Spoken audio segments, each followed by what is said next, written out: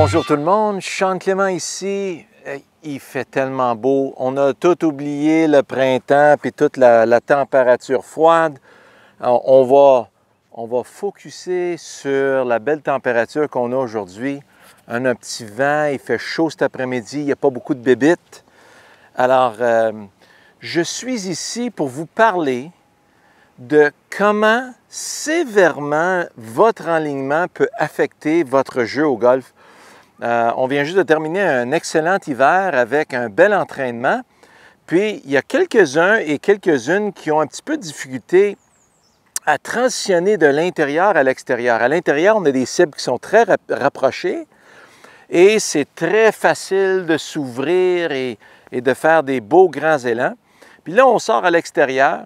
Il y a des arbres des deux côtés, il y a de l'eau, il y a du out of bounds, il y a toutes sortes de choses qui nous sommes présentés, puis on commence à être un peu plus inquiet, puis un peu trop faire attention.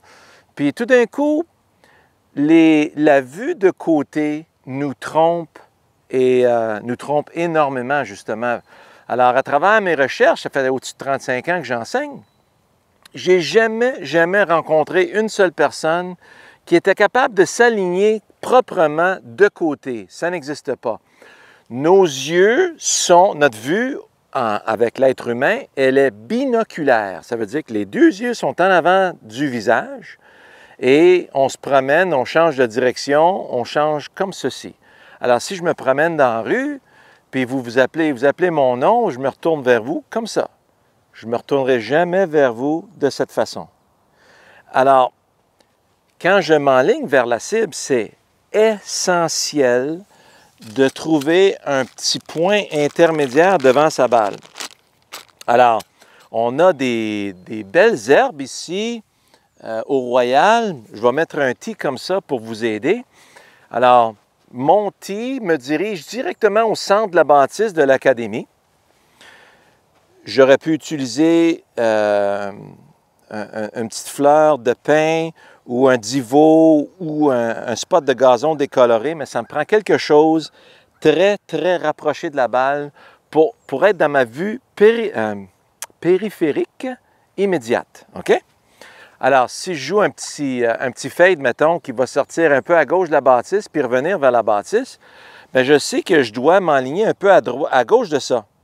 Maintenant, là-bas, ça n'importe pas. Je vais m'aligner ici, légèrement à gauche de mon point intermédiaire. Alors, mes pieds, maintenant, sont parallèles à gauche de ça. Et là, je peux maintenant trouver ma position de balle. Pour un petit fade, ma position de balle est légèrement en avant du centre de mes pieds.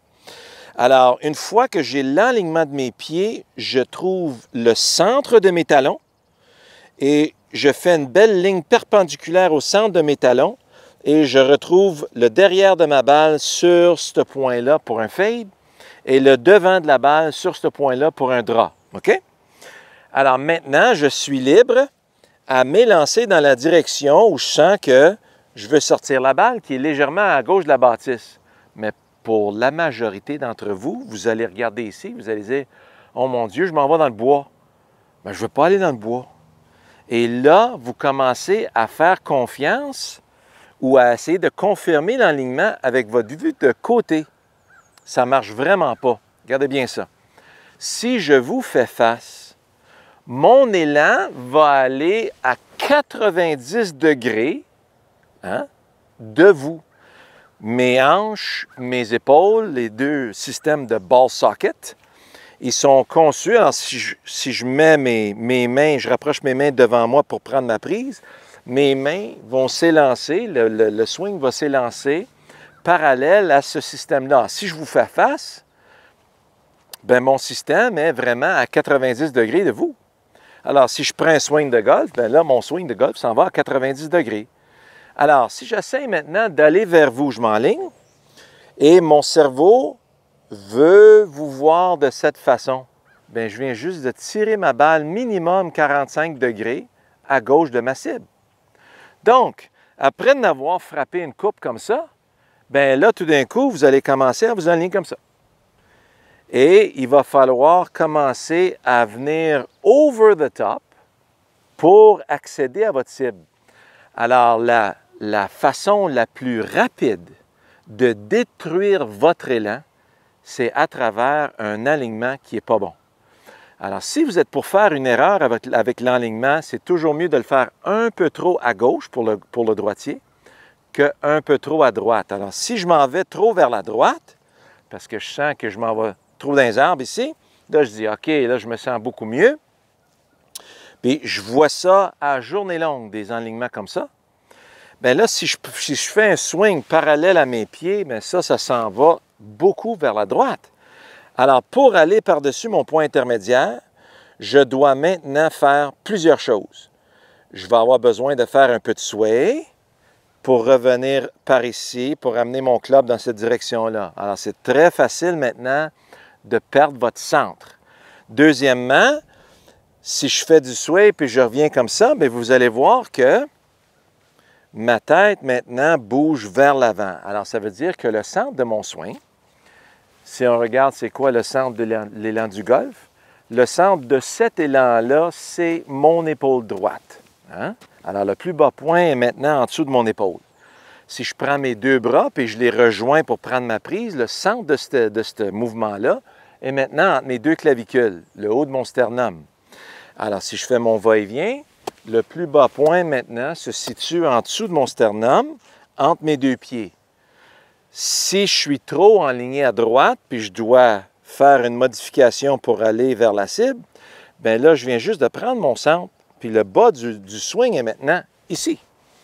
Alors, si ma balle est là, puis là, je bouge mon centre à ici, bien, je viens juste de mettre ma balle beaucoup plus en arrière dans mon stance. Il va falloir que je me dépêche à frapper la balle avant que je la manque. Alors, c'est pour ça que l'alignement, choisir un point intermédiaire avec sa vue binoculaire, essentiel, immanquable, c'est religieusement pris maintenant, d'accord?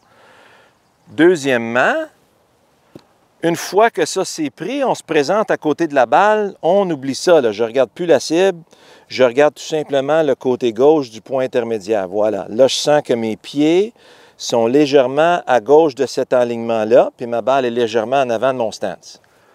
Là, je vais m'élancer dans cette direction-là avec une face de club qui est un peu moins fermée qu'avec un drap. Je reste à gauche, reste à gauche. Ah, la balle part à gauche de mon édifice, de notre édifice, et revient sur le vert et atterrit à peu près une dizaine de pieds à gauche de l'édifice. Merveilleux. Contact merveilleux. Direction merveilleuse. Pourquoi? Parce que j'étais bien aligné et j'ai fait confiance à mon point intermédiaire. Alors, le point intermédiaire, ce n'est pas seulement pour l'alignement, c'est mon système de livraison aussi. Alors, si on regarde ici avec la caméra, je mets mon petit guide d'alignement, d'accord?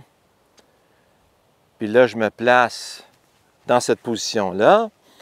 Alors, de là, je sens que mon swing, si mes pieds sont parallèles à ça, je sens que mon swing est parallèle, puis s'en va, il reste à droite de ma tige ici. Alors, vous voyez que les pieds et la balle ne peuvent pas être sur la même ligne. C'est impossible. Alors, il ne faut pas essayer d'enligner nos pieds vers la cible. Si j'enligne mes pieds vers la caméra présentement, bien, vous voyez bien que je m'en vais à droite de la caméra. Il va falloir que je fasse un peu de swing, puis revenir par ici pour revenir vers la caméra. Ça va affecter ma direction, ça va affecter mon contact, ça va affecter mon angle d'attaque dans la balle, ça affecte tout. Alors, c'est bien important que je reste parallèle à ça. Je fais confiance à mon point intermédiaire. Puis, comme vous voyez maintenant, le tracé de mon club par-dessus la balle, bien, ma balle s'en va bel et bien à droite de cette tige-là vers la caméra. OK? Alors, j'espère que vous avez bien apprécié notre petite leçon d'enlignement. Et pour vous dire encore, juste pour finir, bien, si mon enlignement est trop à gauche, vous avez vu là, comment c'était le fun? Je faisais mon petit fade, là. Mettons, si je voulais faire, là, je suis enligné à gauche de la bâtisse, puis je m'enligne encore beaucoup trop à gauche de ça. Bien là, pour aller vers la bâtisse, excusez mon microphone, pour aller vers la bâtisse, il faut que je m'élance loin de mon corps. Je m'éloigne de mon corps pour aller vers la bâtisse. Alors donc, je vais aller chercher beaucoup d'expansion dans mon finish.